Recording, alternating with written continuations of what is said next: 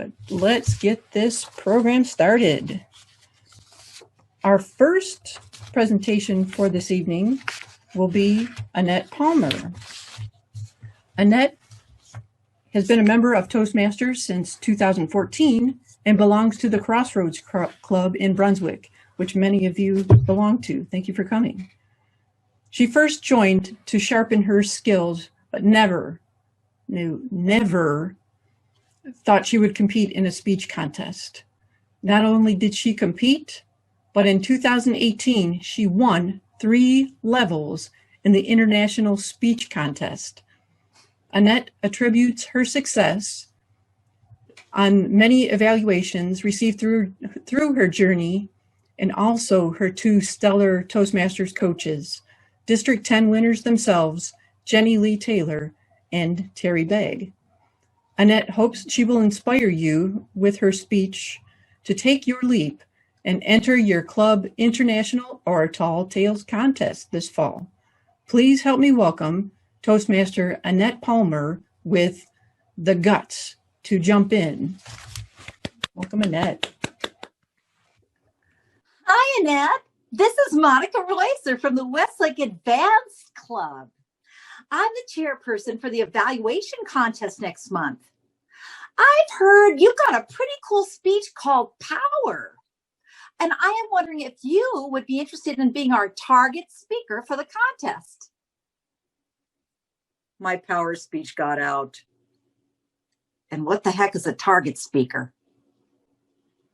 Monica explained what a target speaker was, but this is what I heard. Oh, it's when you give a speech and a bunch of Toastmasters compete by ripping you apart. I'm busy that day. I couldn't even remember what day she said. I hung up the phone and I asked myself, what kind of Toastmaster are you? Here you are for a couple years now in the organization, and now you're a big area director, and you're afraid of public speaking? Fellow Toastmasters, do you ever feel like you want to jump into something huge, but you didn't have the guts? When I hung up with Monica, I felt like I was melting in the hot sun, staring at an ice-cold pool.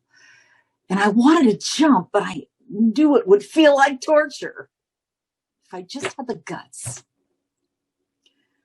Well, guts is what made me call Monica Roycer back.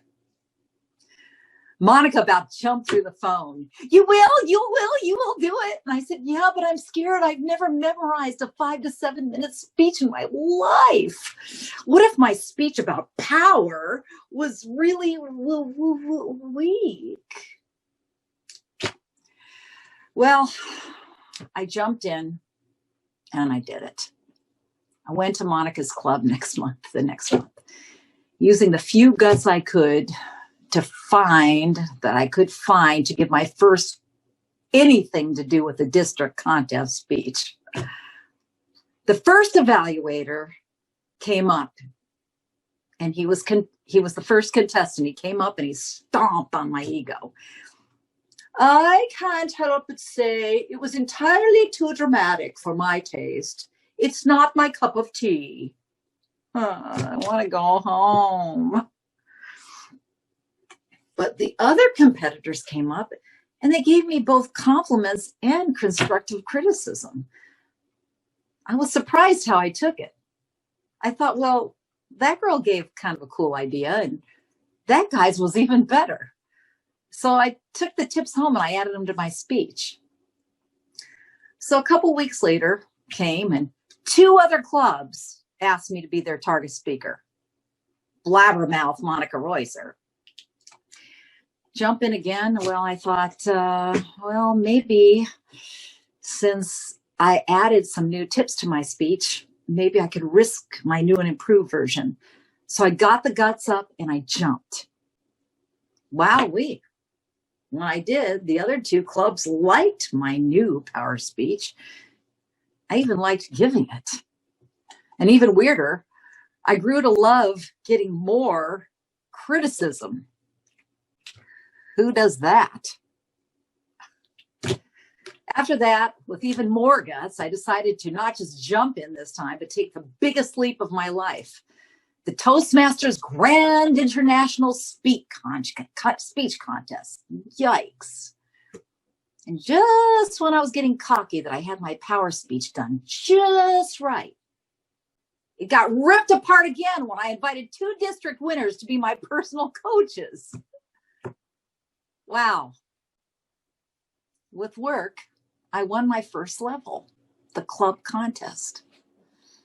My coaches said, "You did great, kid, but the speech still needs a lot of work." I thought, really? How much criticism can one chick take? Then after tons of it, I ended up winning the area contest.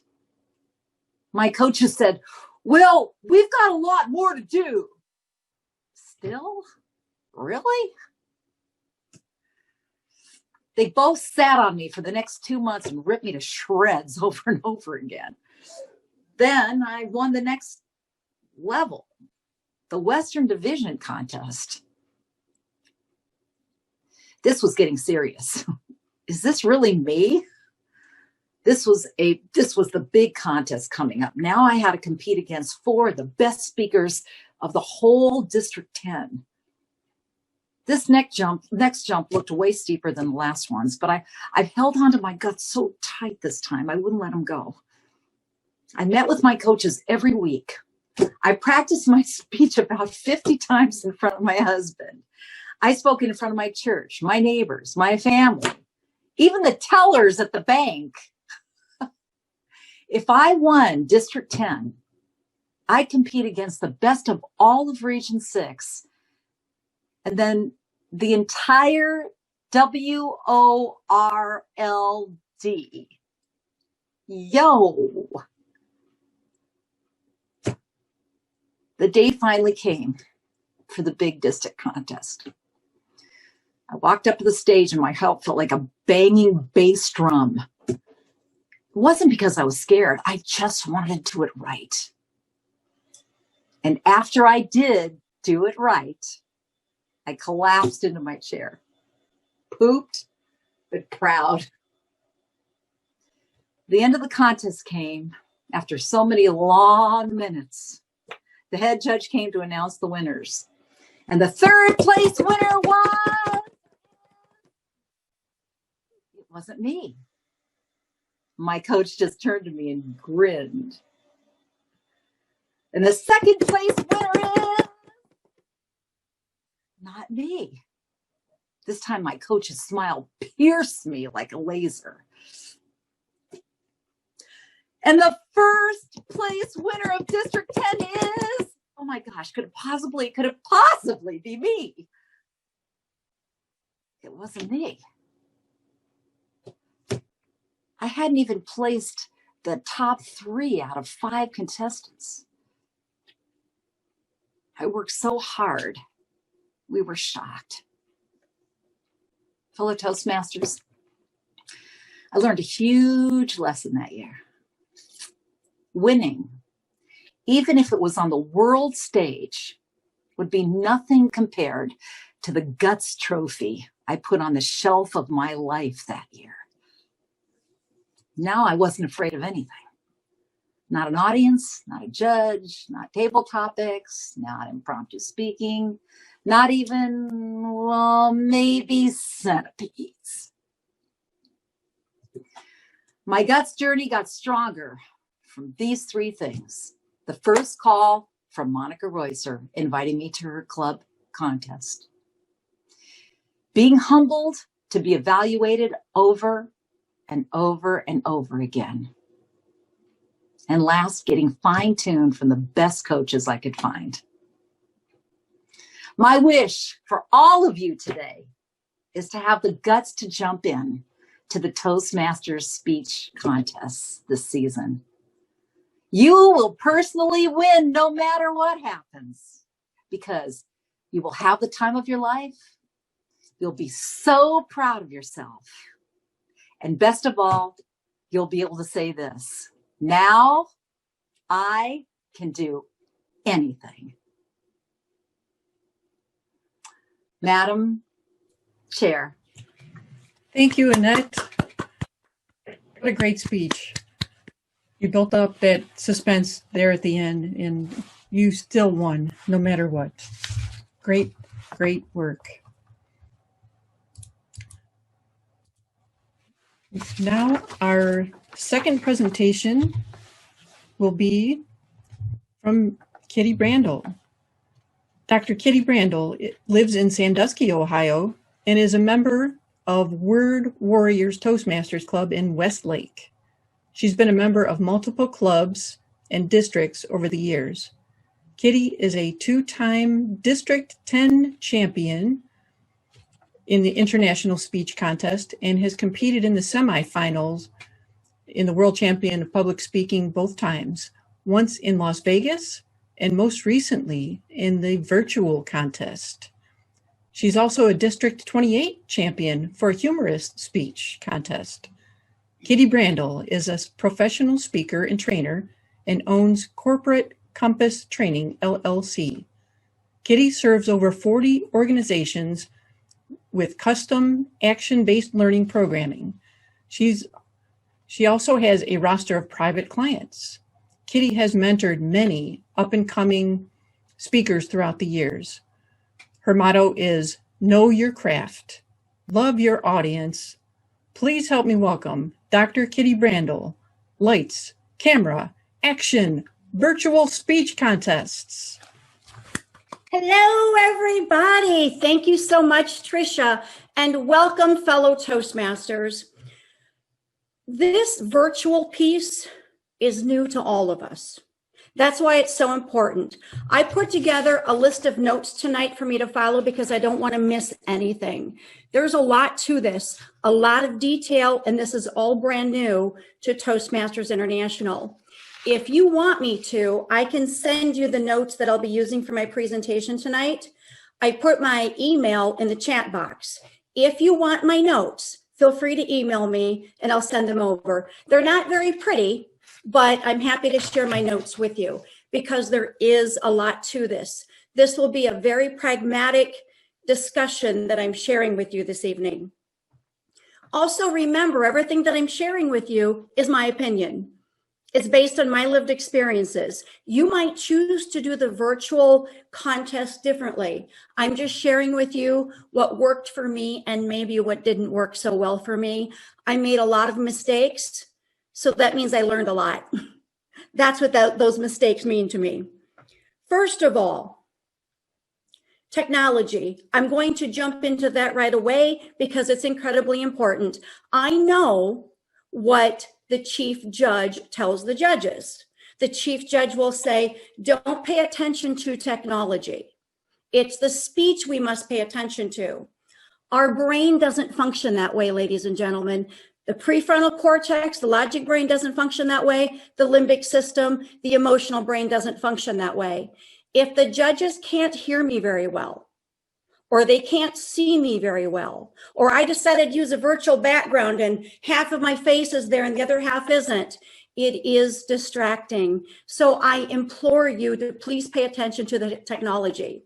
If you don't want to go out and buy a new webcam, buy a microphone, then borrow one from somebody. Remember, at a contest, you are in front of other Toastmasters. A lot goes into preparing for these contests. If you've ever been contest chair, you know that. So I feel like as a contestant, it's my responsibility to my fellow Toastmasters to bring my A game. Part of that means technology. Many of you will have a webcam in your computer. What I can tell you about that is sometimes those built-in webcams are not as good as the external webcams. Do a test. Borrow an external webcam from a friend.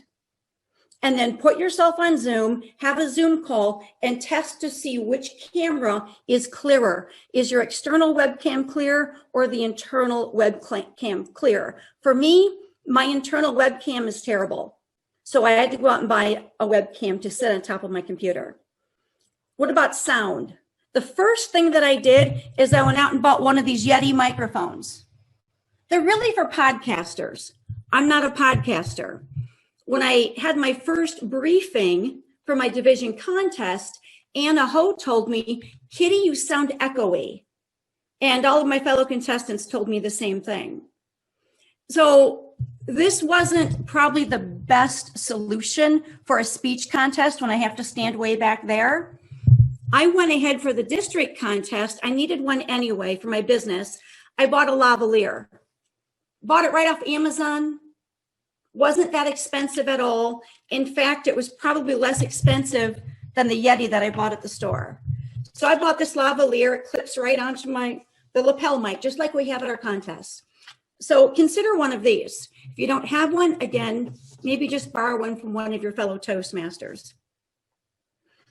Speaking of technology, I'm going to go over your lighting. Lighting matters. Okay, watch out for shadows in the background. Here's what I did because I wasn't very good at any of this. This was kind of new for me. I made a phone call, a Zoom call to Marianne Burrows. She helped me out and I helped her out, and Terry Bagg. He and I worked together as well. We wanted to make sure we didn't have a lot of shadows. That is something you'll just have to play with. I can't give you the science behind it, but it's something you'll have to play with. Natural light is so much better than having all these lights bathing you with all the artificial light. But there are some good lighting mechanisms out there that will help you. I had a light directly above my camera where I was speaking at, and it seemed to cascade the perfect light for me. But that lighting matters. Ask for help from people. I'll be more than happy to do it. Send me an email and we can work out your lighting situation together. That's the best way to do it, is do it over Zoom with somebody. But your lighting does matter. Your background. My background is very busy right now in my house. You don't want this kind of background. Toastmasters International asks that you have a plain background. What I did, because I don't have any walls in my house that are one color, everything is two colors, I went out and bought some curtains. And I took a bracket, I hung a bracket behind me, and I put light blue curtains behind me so that I had one color and everything was even. It was just something for me to use because I had light blue paint on my wall, chair rail, and then dark blue paint. It was very distracting. So I used the curtains. Also with sound, I want to throw this out to you. I'm in a different room in my house right now than I competed in. This room does not have carpeting, and it has a higher ceiling. Anna Ho said, Kitty, you're so echoey. I don't know what's going on. After she gave me that feedback at my contest briefing, I went down to my basement. My basement is carpeted, and it has a much lower ceiling, and the insulation is different. The sound was perfect. I had no echo. So just keep that in mind. The carpet, the furniture, the more insulated it is, the better you will sound. The other thing is know your time. Really think about this. I'm looking directly into the lens of the camera right now. When I was with the semifinals, even division and district, when I would look down at the timer, watch my eyes. Did you see my eyes shift? I took my eyes off the lens of the camera and I looked down at the timer. And then I'm looking at this at the timer. I see Tricia there in the top left corner, but then I come back up here. Look, I'm just going to say this. Okay. When I coach people for contests, I tell them, even before you go into the club contest, know your time. Write a speech so that you are finishing up by 7 minutes so that you never have to go over time. I never looked at the timer at the division contest, the district contest, or the world champion. I couldn't because I didn't want to look down at the screen like this. I wanted to keep my eyes on my audience. Keep that in mind. Also, where to stand. My contest masters for the division and district had me standing probably way back here because the rules said they wanted to see your whole body, as much of your body as you could from Toastmasters International, from World Headquarters. However, at the World Headquarters semifinal contest, they moved me in this close. I couldn't believe how close it was. Be prepared for that. I have a picture, a snapshot from my contestant briefing from World Headquarters that I want to send to the contest chairs this year so they can see where we're supposed to stand, because I was completely confused. I was back here for 2 contests. I had this much room. The World Headquarters folks moved me really close, so I had this much room.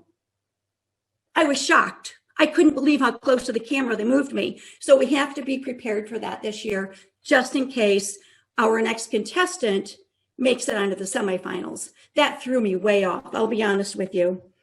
So we have to go over that so we know where to stand.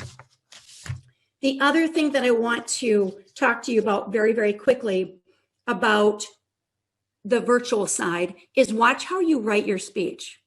We know that we love to put dialogue into speeches because what does that do for us? It makes our speech more emotional and it creates deeper speeches when we have dialogue. Be careful in the virtual environment because how do you plan on doing your dialogue? I usually don't do dialogue in speeches. I'm not a fan of it. This year I put dialogue in because I read through some world champions it's nice to have. That was before I knew we were going virtual. So what do you do when you have dialogue? Do you turn like this and then come over here, turn like this, and then come over here and turn like this when there's very little space? How do you do dialogue? That was something that I had to contemplate because for me, I didn't want to take my eyes off the camera because when I turn, fellow Toastmasters, 70% of my communication, as we know, 70% of your communication is nonverbal. Once you turn away from your audience and you have something emotional to say to that other person with your dialogue, they can't see your eyebrows, your eyes. They can't see 70% of what you just said. So I would be very cautious this year in putting in a lot of dialogue. It gets very confusing. Some people say to stand at an angle. That to me looks clunky because I don't know if you're looking over there. I don't know if you're looking over here. I don't know if you're looking at that person. It's confusing. So this year, if we're going to do this virtually, just be careful about how much dialogue you put into your speech. Lastly, be careful of how much, when you write your speech, how much movement you put in. Think about a timeline. If you're going to talk about a time when you were a child, and then your timeline moves over to when you're a young adult, and then your timeline moves over to when you're an older adult, and later on in life, on a stage, we would move, wouldn't we? We would do deliberate movements. Consider writing your speech, perhaps not with a timeline, because you can't move that much in the virtual space. Look how much space I have. So keep that in mind as you write your speech, how much dialogue you want, because it does get confusing. I got tons of different feedback on the dialogue and your movement, how you'll write your speech and how much you can actually move. Those are some areas of technology that I think are really, really important.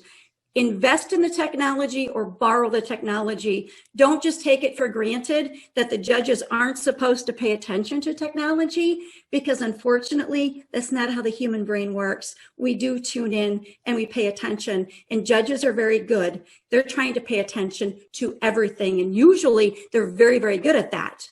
But if I can't see you very well because of too many lights, if I can't hear you very well because of too much echo or static, then I can't make a deliberation in my mind about your message. So please keep that in mind.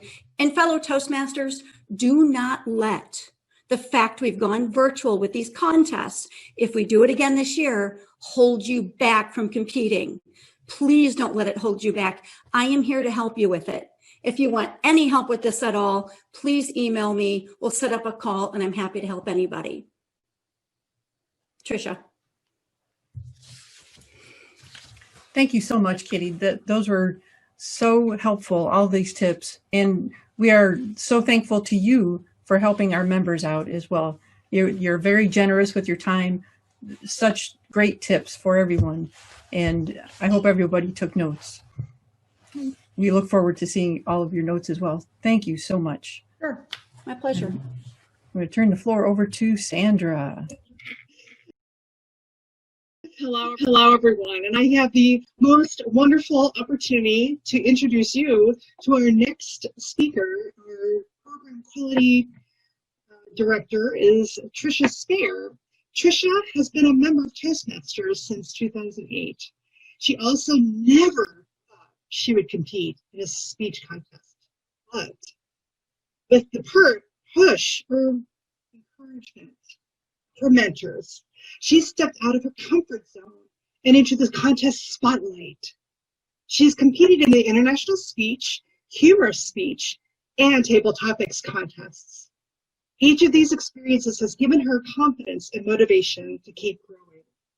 This year, Tricia is Program Quality Director of District 10, so that means she's ineligible to compete. She's in charge of education, training, and contests for the district.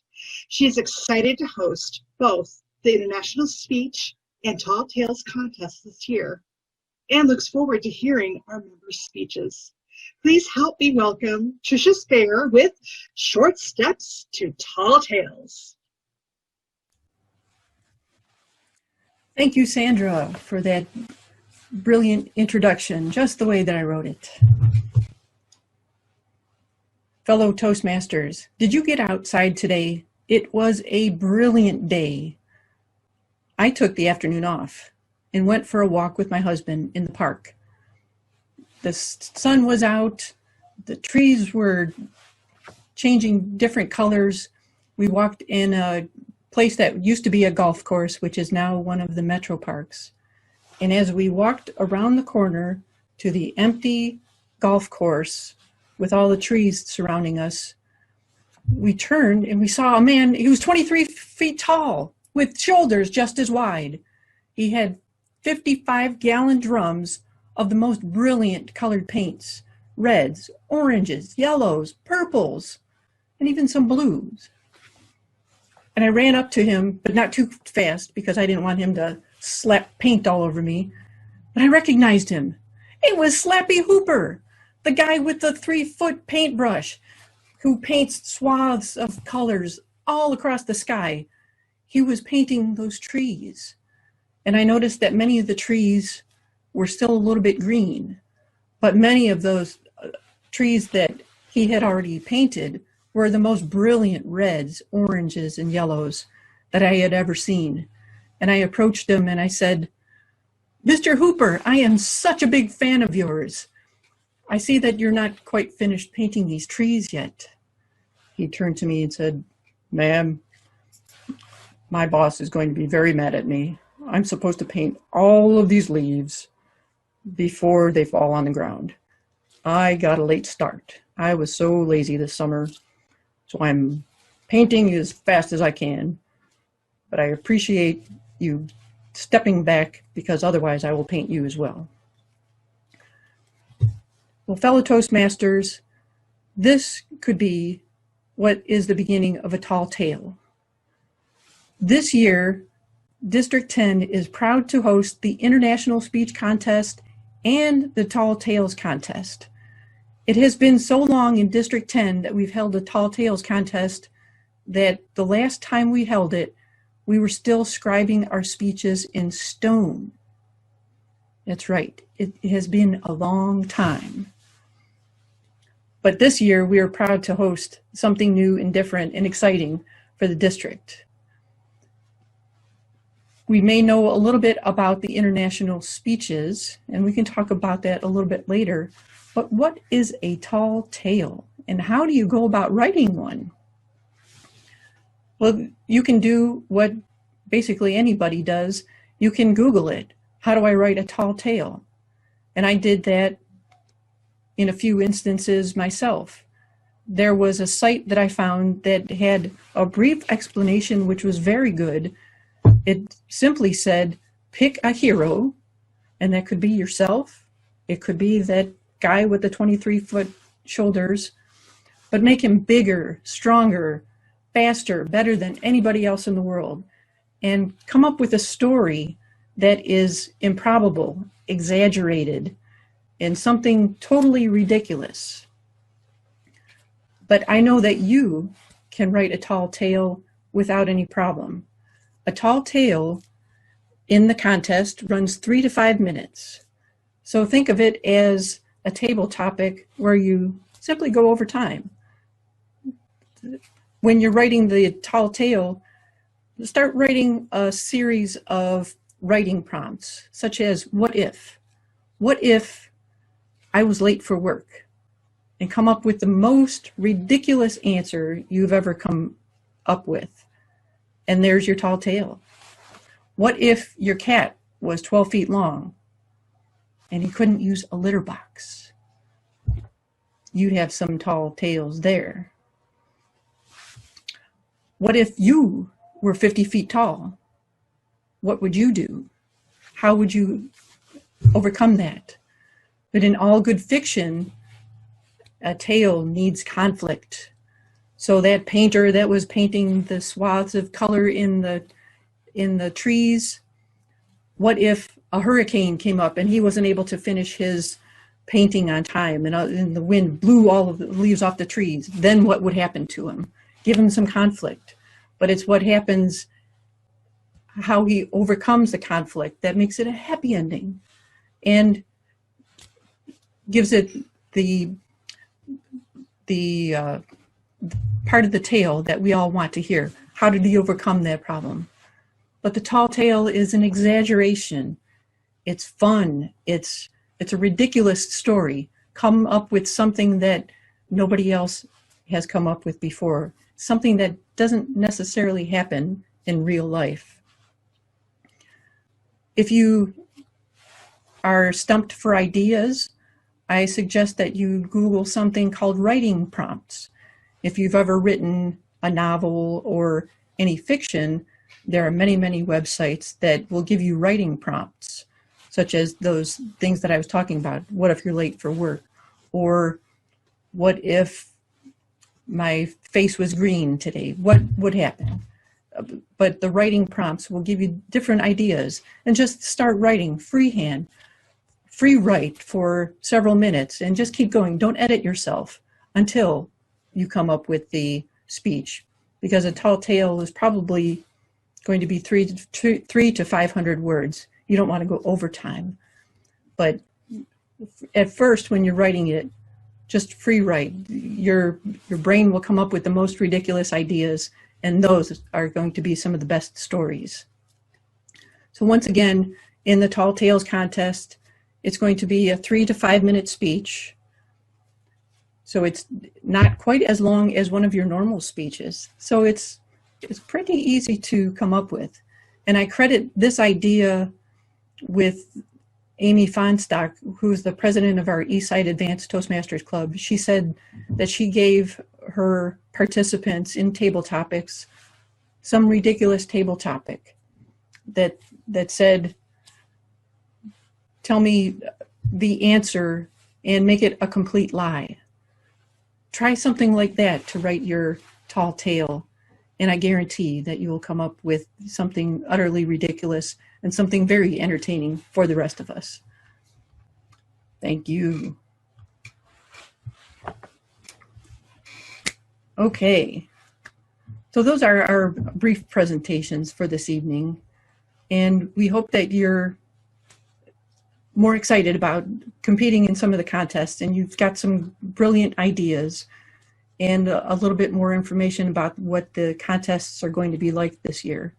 Now it's your turn to ask questions, and I'm actually going to call on a couple of audience participants to just give us a little bit more about those tall tales, just to give you their perspective on what a tall tale is. I was going to call on Craig Gerlach, if you would like to say a few words as well. Hey there, everybody. Yeah, something that I did was just a little bit of homework on trying to understand what tall tales were, because in my time in Toastmasters so far, I haven't really seen a tall tales contest to have that comparison that we're all trying to get accustomed to for those that haven't been around Toastmasters since we were doing the tablet subscribing and getting evaluations pounded out in stone. I think one of the things that I found was that there's some examples of actual tall tales that we probably heard when we were growing up. And one of the things of not so much, okay, take, for example, the story of the legend of Johnny Appleseed is just one from, I don't know, when I was in 3rd or 4th grade. I remember learning about this guy that walked around with not a lot of clothes on his back, and he had some seeds, and he'd throw some in Euclid, and then he'd throw some in Mentor, and then he'd throw some in Akron, and all of a sudden it's like all along that route, you'd have a bunch of apple trees growing in 5 or 10 years. And then you'd move on and you'd be in West and it'd be over in Sandusky and Toledo and go up to Detroit and you get more of the same. The idea of that is you're kind of taking a story of this guy that had a mission to make apple trees or get apples as kind of a fruit across the American plain in the 1800s or whenever he was around, and basically vegetate the country with this new kind of vegetable that will help feed people that might not have a reliable, renewable source of food. With the trees of apples and things, that's kind of the larger than life story, and you put some mythology around it and you make some practical applications around making applesauce and having that be a whole kind of mythology that you learn about when you're in grade school, and the notion of that. And that's something where, back from at least my childhood and some of our childhood, you'll probably remember that and have that recognition. Now, I'm not saying go ahead and make that your story, but it's an example and kind of this thematic way of experiencing that as something that can translate to what you become, your story about the big tall guy that paints the leaves on the trees, or there's the guy that has the extra leg to help him have this really outstanding experience on vacation, or whatever your story is. And that's been some of my short-term experience in trying to research what kind of tall tale might I want to tell if I'm going to compete. So that's kind of the thing where I've come to and what I've been able to find from my own experience trying to decide what might I talk about if I were to compete. So thank you, and that's what I have, and I pass it back to Tricia for more conversation. Thank you, Craig. Those are all great examples, and I'm glad you brought up Paul Bunyan and Johnny Appleseed. Those are characters that some of us may know as we were growing up. So think of characters like that. The speech should be substantially original. You may decide to use a character like Paul Bunyan with his frying pan the size of a swimming pool, making those huge pancakes. That would be awesome. But you have to make up the story yourself. It has to be substantially original. So repeating a story that's already been written would be a cause for disqualification. So I just wanted to clarify that piece. I also wanted to stress the importance of the International Speech Contest as well. It's something that has been around, and those of you who have been around in the district for several years have seen the International Speech Contest. It's a great way to provide motivation for people. Share your message, share your story. These are where our motivational speakers come from, the people who are building up their repertoire in the motivational speaking realm. Do the international speech. If you don't want to make up something ridiculous, try the international speech. And I would like to invite any of you to jump in, comment, ask a question, see what your thoughts are. Tricia, I'd like to say that this is a perfectly timed session with all the right people together. And I am excited to see how much fun the Tall Tales is going to be, and looking forward to it. So thank you for organizing this. Thank you, Alicia. I also wanted to mention that club speeches could be held between now and December 31st. So your club can schedule your contest at any time now. Again, we're coming up with other webinars to help you actually hold those contests in the virtual environment and work out all of those background details and judging and so forth. So we're still coming up with that, but you as a contestant might want to start planning your speech now and honing it and working towards that winning speech. We'd all love to see you compete in your clubs, your areas, your divisions, and the district, and go on to the world champion semifinals just like Kitty did. I'm so excited. I'm also going to post in the chat box the link to the Tall Tales Contest Kit, as well as the International Speech Contest Kit. Each of those contains the rule book, and the rule book explains how you are eligible for a speech contest. To be eligible for the International Speech Contest, you will have had to complete at least 6 speeches in the Competent Communicator Manual or 2 levels in Pathways.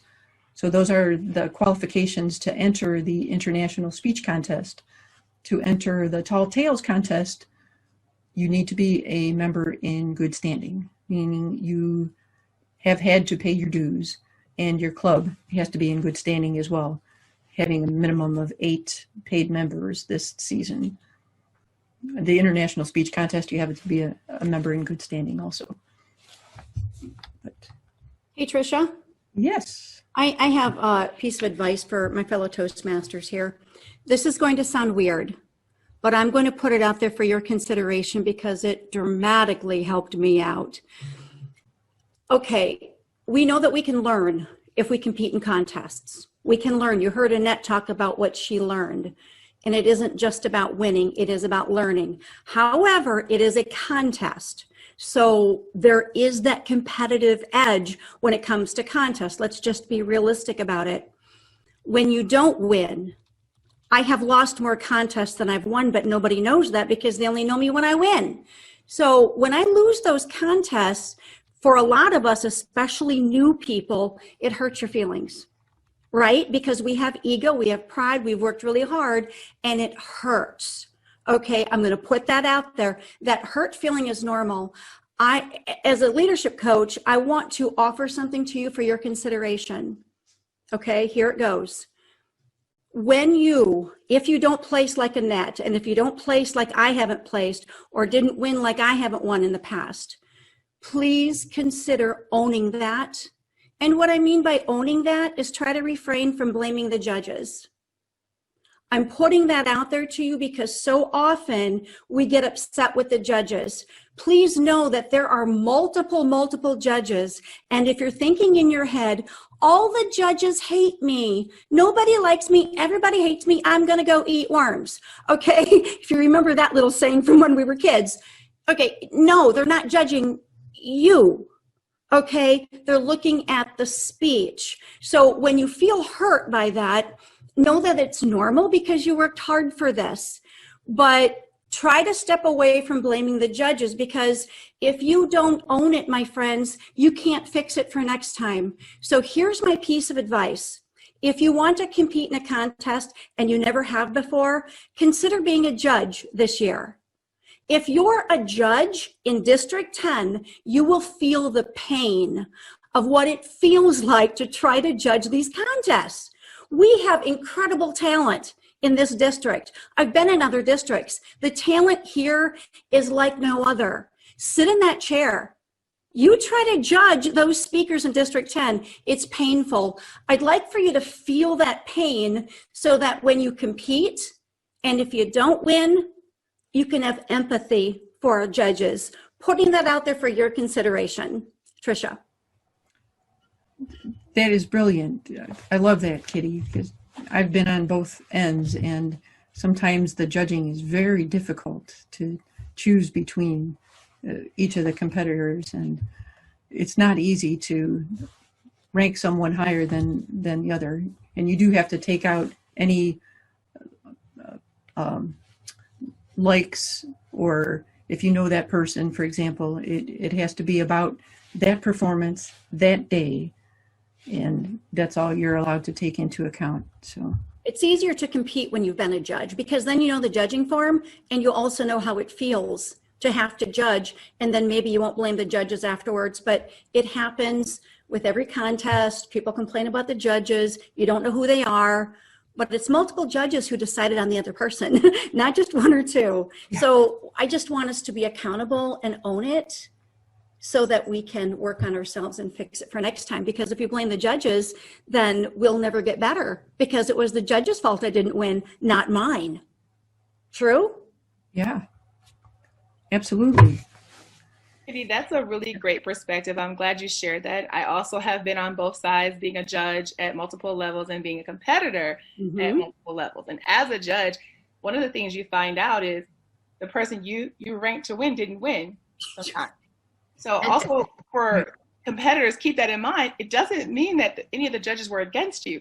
We're following the criteria. And here's a tip for contestants. Look at the criteria. So the criteria is available. Look at where the judges are getting their points from. There's artistic value and technical merit, similar, I would say, to gymnastics. So the gymnastics of a speech contest, look at the points and understand when you craft your speech, go for the point. It is still a contest. Exactly. Look at those judging forms. Those are in those contest kits. Annette had something else that she wanted to add. I have so many great tips. You know, I studied, my coaches had me so engaged that I studied so many different aspects of competing. I've got like 12 things I could say. I'm gonna name some of them right now. I know we're on time, so I'm watching the clock. But Mary Kay had asked me on the chat, she said, does it have to be a life story or does it have to be super emotional or whatever? Some of my favorite speeches that I observed were speeches of stories that all happened in about 10 minutes. In other words, okay, I got off the plane and I ran into this guy and he had my baggage. And when I went to the baggage, collection, somebody took my bag and da-da-da-da-da, all happened in 15 minutes. It was so engaging, this speech or these speeches that have took place in 15-minute time frames. In other words, you don't have to talk about the journey of your whole life. You could talk about an incident that happened in 15 minutes and you can have the audience completely captivated and magnetic to your mouth and to your words. Okay, the other thing is I wanted to say that when you write a speech that's 7 minutes or so, you can have a word count from like 550 to 650 to be safe, something like that, maybe 700. So you can watch your word processor for the amount of words on the bottom left of your document. Some of you know that already. I learned also from Terry Begg, taught me this one. Your sentences should be about an average of 12 words each. Nothing's worse than people that rattle on and on and on. Make each thought about 12 average words per sentence. Okay, I know I'm going fast. I was also told and instructed that the best speeches have about 6 to 7 elements of comedy in the first 100 words. So comedy sells, sells, sells. Enter your comedy. Ask people to help you with that. Of course, your opening and your closing should be like bookends. Hit them with a thought and close with the same thought. So you wrap it up. Using pauses are important, voice inflection. And what I did was, Terry Begg also told me this. He said, make sure you pick out people in the audience when you're live, of course, and talk directly to those people. There's so many good tips here. And lastly, I want to say that, well, second to last, go on YouTube and check out all the world-class winners from the past 10 years, and you'll find different trends of what they're doing, different patterns of what they're doing, similar patterns to what they're doing, and copy the patterns. And last but not least, you cannot get enough stage time and practice time. Practice your head off so that the memorization is just part of your bloodstream. And then you're not worried about remembering, you're worried about doing it right, with your gestures, your inflection, your etc. So those are the tips I have. I know there was a ton of them, but if anybody needs me to find me, I'll put my email in the chat box. Tricia. Thank you so much, Annette. And I'm so happy that everyone is sharing their experiences. Even though it's a competition, the thing that we do best as Toastmasters is giving back and sharing with each other. So thank you all for participating today. I have a question regarding tall tales. Are you able to use or allowed to use visuals? Are they recommended or not? If you use a visual aid, for the district, I'm not sure because I didn't have any, but I think they did want to see them. I know if you make it to the semifinals, the regionals, you have to send a picture in and talk about a description of your visual aid, and then TI actually has to approve it for you. Wow. I'm glad I know that, because if I were to compete this year, I just wouldn't use one. Because what happens if they say no or they didn't like it? So, and also I've learned through listening to other world champions, because like Annette said, I tune into them Come on, they're the ones who've won, so I tune in. A lot of them say if you can avoid using a visual aid and really make your speech robust, then try not to use one because you could drop it, or anything is possible when you're giving a live speech. So that's what I know about visual aids. I don't know that our district needs to approve them. Maybe Alicia knows that, but I do know TI would have to approve it. I'm talking specifically about share screens. I know for international you can't do that. I would have to review the rule book again, and I think you can, but there's always that possibility that something is going to go wrong. So I wouldn't recommend it necessarily. In fact, when we were doing things in person, people doing the projection screen and so forth, I didn't really think that was a great idea. You know, if you have something physical that you can pick up like Monty or something, you have control over that, but control over technology, that's a scary thing. I'll comment on what Kitty was asking about. According to the TI rules for the virtual contest that we went by last year, the virtual background is considered a prop, and it's completely up to the individual contestant to be responsible for that. To Tricia's point, if there's a technology glitch, or to Kitty's point, if you start to fade away, or sometimes if you're moving your hands too fast, even if you have good technology, you could fade.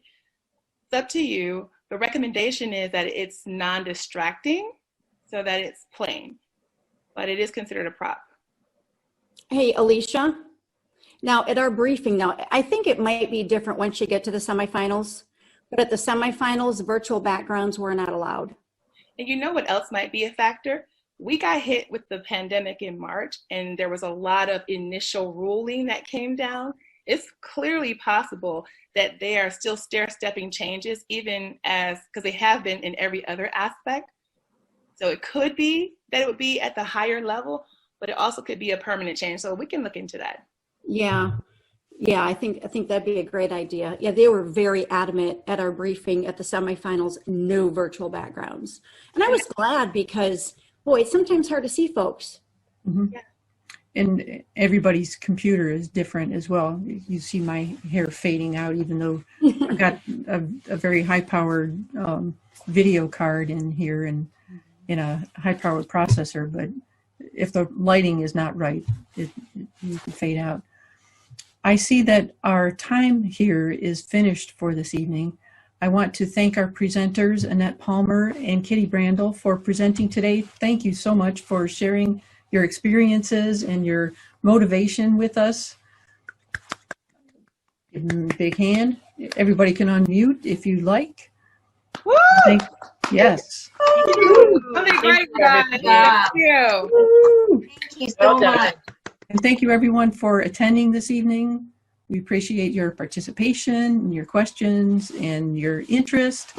Share this with your friends. We will publish the video when we get a chance. It won't be tomorrow, but it'll be soon.